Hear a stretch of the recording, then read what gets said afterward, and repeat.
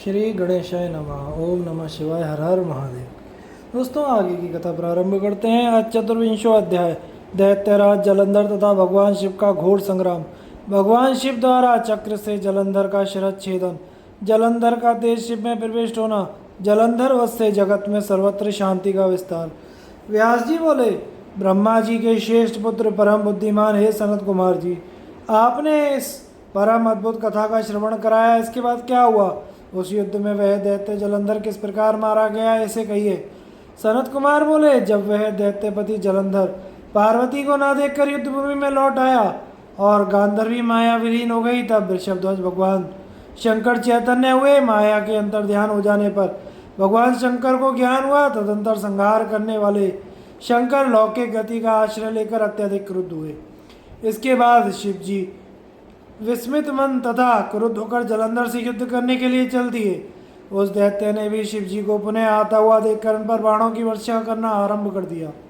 प्रभु शिव जी ने बलशाली उस जालंधर के द्वारा छोड़े गए उग्र बाणों को अपने श्रेष्ठ बाणों से बड़ी शीघ्रता से काट गिराया। त्रिभुवन संहार करता शिव के लिए यह कोई अद्भुत बात नहीं हुई। तदंतर अद्भुत पराक्रम वाले शंकर जी को देखकर जलंधर ने उन्हें मोहित करने के लिए माया की पार्वती बनाई। शिव जी ने रथ पर स्थित बंधी हुई, विलाप करती हुई एवं शुंभ तथा निशुंभ के द्वारा मारी जाती हुई पार्वती को देखा।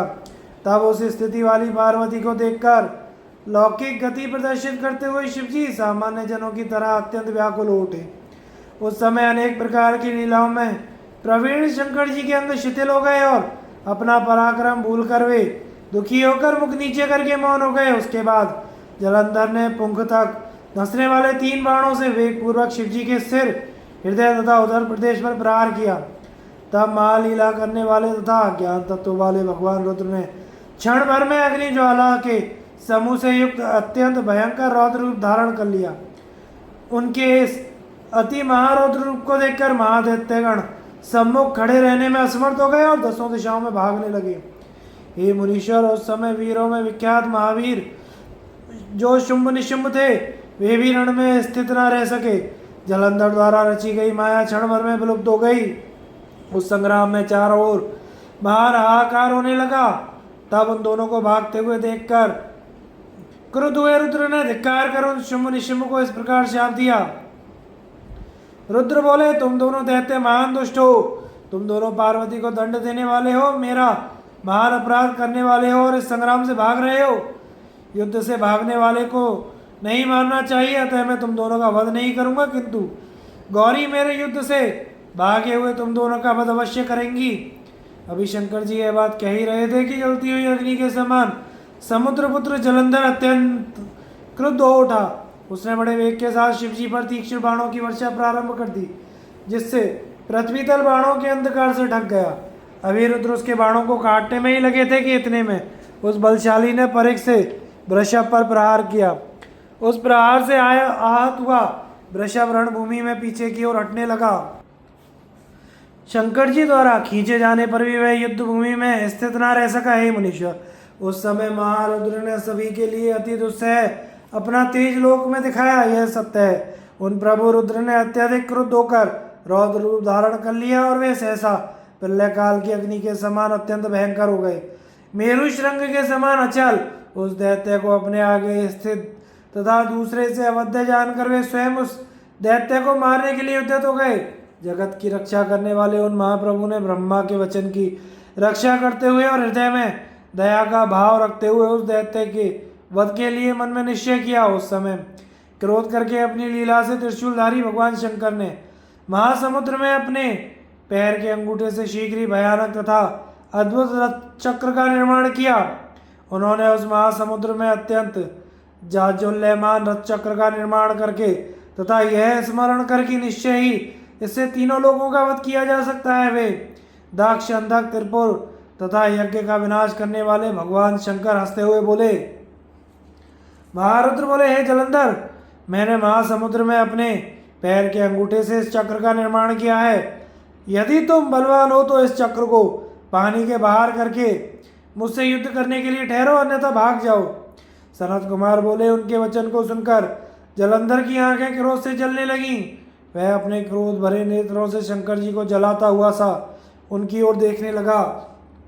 जलंधर बोला, हे शंकर, मैं रेखा के समान इस चक्र सुदर्शन को उठाकर गणों सहित तुम्हारा एवं देवताओं के साथ समस्त लोकों का वध कर गरुड़ के समान अपना भाग ग्रहण करूंगा। हे महेश्वर, मैं इंद्र सहित चराचर सभी का नाश करने में समर्थ हूँ। इस तुल्लोकी में ऐसा कौन है जो मेरे बाणों द्वारा अभेद्य हो।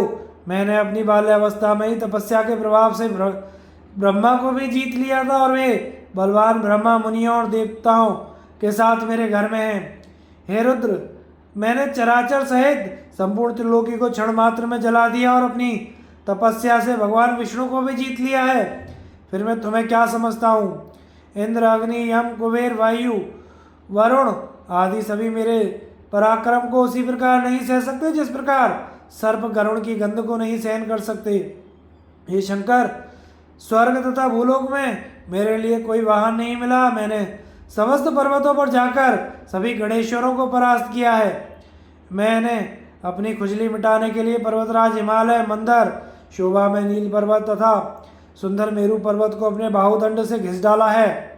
मैंने हिमालय पर्वत पर लीला करने हेतु अपनी भुजाओं से गंगा जी को रोक दिया था। मेरे भृत्यों ने शत्रु देवताओं पर विजय प्राप्त की है। मैंने बड़बानल का मुख अपने हाथों से पकड़कर जब बंद कर दिया, उसी क्षण संपूर्ण जगत जलमय हो गया था। मैंने ऐरावत आदि हाथियों को समुद्र के जल पर फेंक दिया तथा रथ सहित भगवान इंद्र को सैकड़ों योजन दूर फेंक दिया। मैंने विष्णु सहित गरुड़ को भी नागपाश में बांध लिया तथा उर्वशी आदि अप्सराओं को अपने कारागार में बंदी बना लिया। हे रुद्र, त्रिलोकी पर विजय प्राप्त करने वाले मुझ सिंधु पुत्र महाबलवान महादैत्य जलंधर को तुम नहीं जानते। सनत कुमार बोले, उस समय महादेव से ऐसा कहकर उस समुद्रपुत्र जलंधर ने युद्ध में मारे गए दानवों का स्मरण नहीं किया और ना तो वह इधर उधर हिला डुला ही।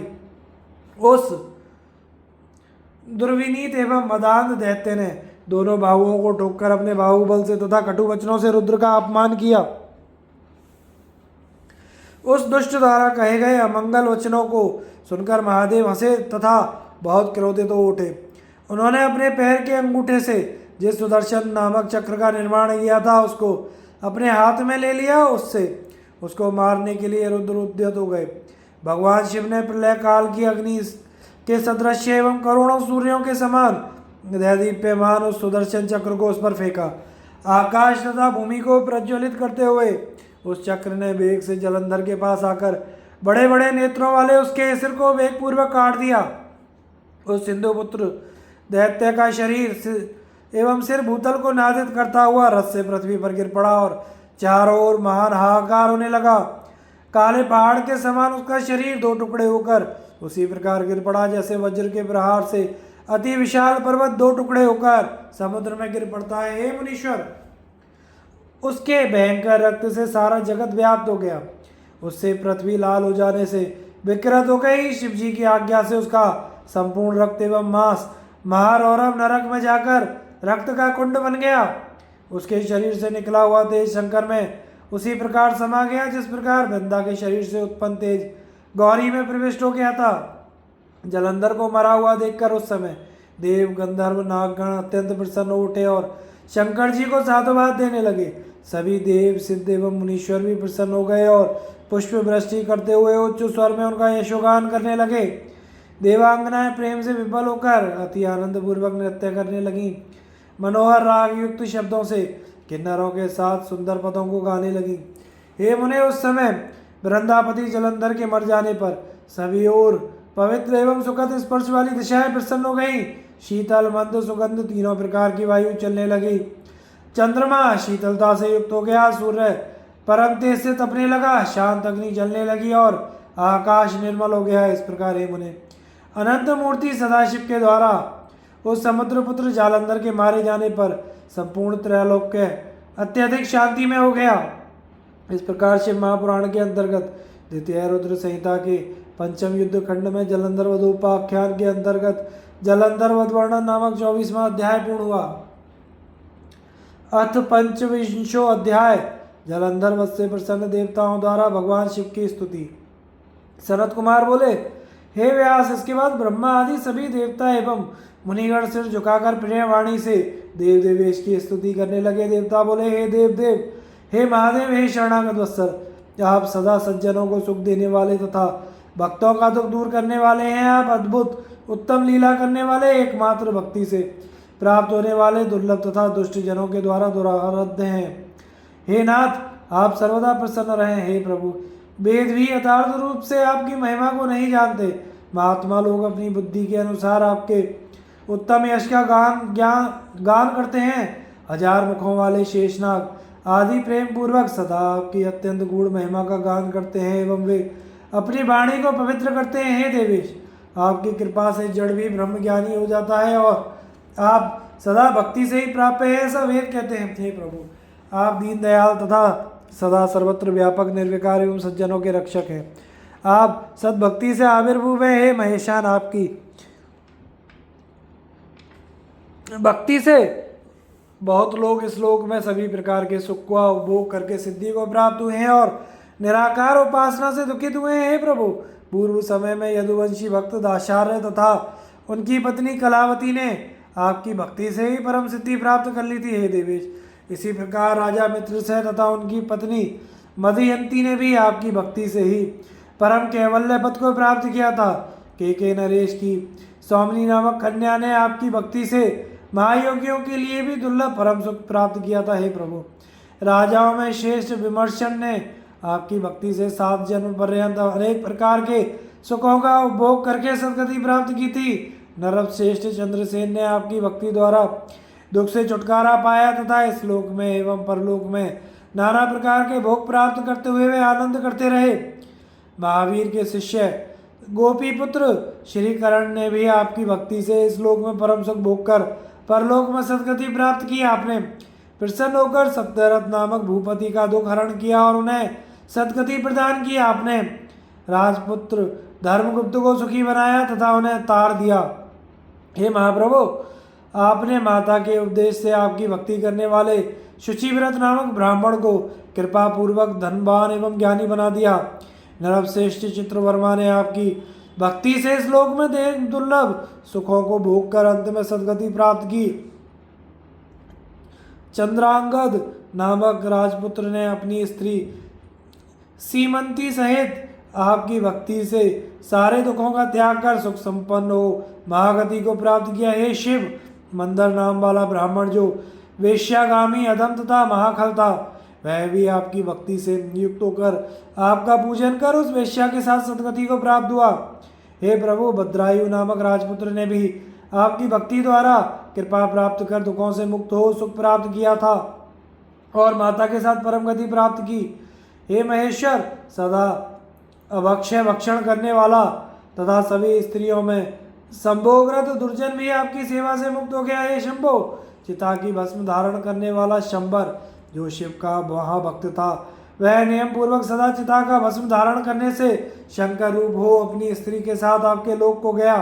हे प्रभु, इसी प्रकार भद्रसेन का पुत्र तथा उसके मंत्री का पुत्र जो उत्तम धर्म तथा शुभ कर्म करते थे और सदा रुद्राक्ष धारण करते थे, दोनों ही आपकी कृपा से इस लोक में उत्तम सुख भोग कर मुक्त हो गए। ये दोनों ही पूर्व जन्म में कपि तथा कुक्कुड़ थे और रुद्राक्ष धारण करते थे। भक्तों का उद्धार करने में तत्पर रहने वाले हे नाथ, पिंगला तथा महानंदा नाम की 2 वेश्याएं भी आपकी भक्ति से सदगति को प्राप्त हुई।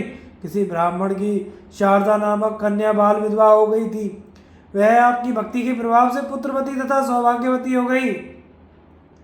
नाम मात्र का ब्राह्मण वेश्यागामी बिंदु एवं उसकी पत्नी चंचुला दोनों ही आपके यश का श्रवण कर परम गति को प्राप्त हुए। हे प्रभु, हे महेशान, हे दीनबंधु, हे कृपालय, इस प्रकार आपकी भक्ति से अनेक जीवों को सिद्धि प्राप्त हुई है। हे परमेश्वर, आप प्रकृति तथा पुरुष से परे ब्रह्म हैं। आप निर्गुण तथा त्रिगुण के आधार हैं। ब्रह्मा विष्णु हरात्मक भी आप ही हैं। आप निर्विकार तथा अखिलेश्वर होकर नाना प्रकार के कर्म करते हैं। हे महेश्वर शंकर, हम ब्रह्मा आदि सभी देवता आपके दास हैं। हे नाथ, हे देवेश, हे शिव, हम सभी आपकी प्रजा हैं और सदा आपके शरणागत हैं। अतः आप हमारी रक्षा कीजिए और हम लोगों पर प्रसन्न होइए। सनत कुमार बोले, इस प्रकार ब्रह्मा आदि देवता तथा सभी मुनीश्वर स्तुति करके शिव के चरण युगल का ध्यान करते हुए मौन हो गए। इसके बाद महेश्वर प्रभु शंकर जी देवगणों की शुभ स्तुति सुनकर उन्हें श्रेष्ठ वर देकर शीघ्र अंतर ध्यान हो गए। शत्रुओं के मारे जाने से ब्रह्मा आदि सभी देवता प्रसन्न हो गए और शिव जी के उत्तम यश का गान करते हुए अपने अपने धाम को चले गए।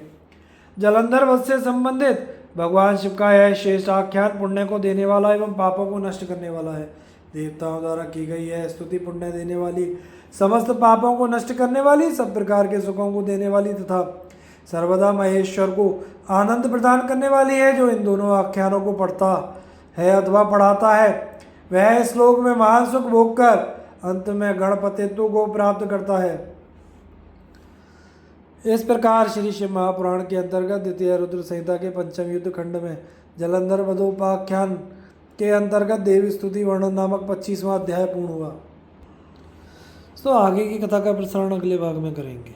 कथा को सुनते रहिए, चैनल को सब्सक्राइब कीजिए। हर हर महादेव।